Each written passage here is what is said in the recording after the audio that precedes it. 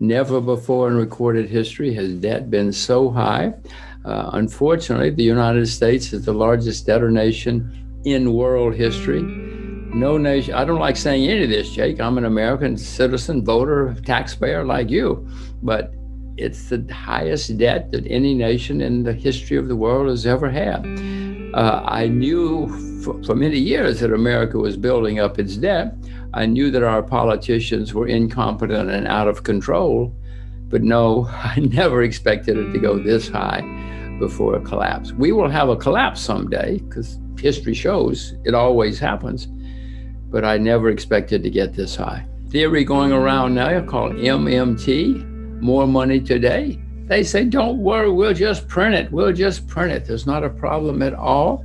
So if you listen to them, you should not worry at all. However, I have read a little history and I've been around a while, and I know that throughout history, when you build up gigantic debts, eventually it leads to a crisis or a semi-crisis. We had a problem in 2008, as you remember. Well, since then, Jake, the debt has skyrocketed all over even China now has a lot of debt. China helped bail out the world in 2008, but even China now has a lot of debt. So it's going to be a big mess.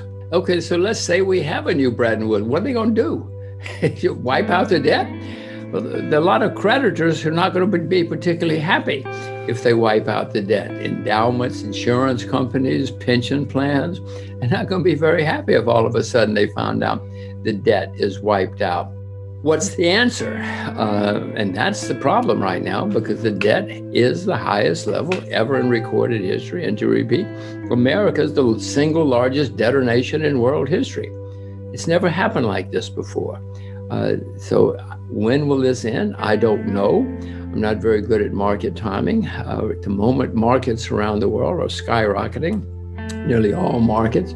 But that always comes to an end eventually. I'm not shorting anything right now, but I can see bubbles starting to form in some assets. So this is it's always in. Jake, I've been to this movie. I've seen this movie before. I know how it ends. I don't know when it's going to end, but I know in the next couple of years it's going to end, and it's not going to be fun. It is certainly happening all over the world. America's not the only. I mean, we apparently, according to the numbers, have been hit worse by the virus than any other nation, and who knows if the numbers are valid or not. But it's certainly gotten worse and has not helped anybody.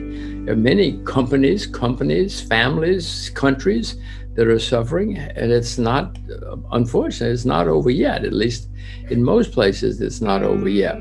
You can come up with a universal basic income. I'm sure everybody, it sounds wonderful. But Jake, who's going to pay for it? Where's the money going to come from? That's my question again. Sure, MMT, more money today, says just print it. Throughout history, when you have people lose confidence in money or governments, all of us peasants have some gold and silver in the closet. We have some silver under the bed over there. We forget what the politicians say, forget the academics. We're going to have some gold and silver hidden away, and I will too. And I will have more. I just don't know when I'm going to buy more. The most important things are to be prepared because it's not going to be fun when we have problems next time. It never is fun, but next time is going to be worse because the debt is so high. So what I am trying to do with my daughters and everybody is to make sure that they've develop their own personal skills. They both speak perfect Chinese, for instance. So I'm trying to prepare them for what perhaps will be the 21st century. If I'm right, Chinese is going to be an extremely important language in their lifetime. And so that's one of the things I'm trying to prepare them for. I have been teaching them since they were born that they must save their money. One of the first things I did was to give them piggy banks, 6 piggy banks to be exact, so that they would learn that when you get money, you save it. Money is not to be spent, it's to be saved and ultimately invested. And so since they were little babies, whenever they got money, they learned to go over and put it in the piggy bank. As you know, many people's lives have been destroyed because they didn't understand money. They ran up debts. They didn't have savings, they didn't invest. So the most important thing that I wanted them to learn was money is to be saved and invested, not spent. And I think that is sinking into them. So far, so good. I have learned that you cannot do enough homework, research, preparation. There's always more you can do, and you better do it, because something will hit you out of left field otherwise. Belief is not enough. You got to really know what's going on. Don't believe in belief, believe in facts, believe in reality. Make sure you know that you are right, because if you just get passionate or hope or believe something, you're probably going to suffer a lot. So my main advice to everybody is just stay with what you know, and then there won't be too much belief. It'll be based on reality. And when things go wrong, you will know better than most what to do and how to react. If you just believe something, you're probably not going to know what to do. You're probably not going to know how to react when it goes against you. So nobody likes to hear this advice, Jake, but the answer is just stay with what you know. If I told you could only have 20 investments in your life, you wouldn't jump in and out of things. You wouldn't jump into things that you heard on the TV or something, and you would be better prepared. Because then when something goes wrong, you will know what to do. Simple guy like me who's just researching it, et cetera, will not know nearly as much as you do, because you know, I hope you know a lot more about it, and that's how you become successful. Nobody wants to hear that, Jake. It's too boring. But if you want to be successful, be boring. Whenever there are hard times, people look for easy answers. Socialism and communism, a great story. It sounds wonderful. We have tried. Mr. Marx was around over 150 years ago. It was a good story, very good story. A lot of people liked it, and a lot of people tried it. But in the last 150 years, we have found out it doesn't work, nor does socialism work. So sure, but people who, first of all, don't have the experience or don't read history or don't see what's really happened, love the story.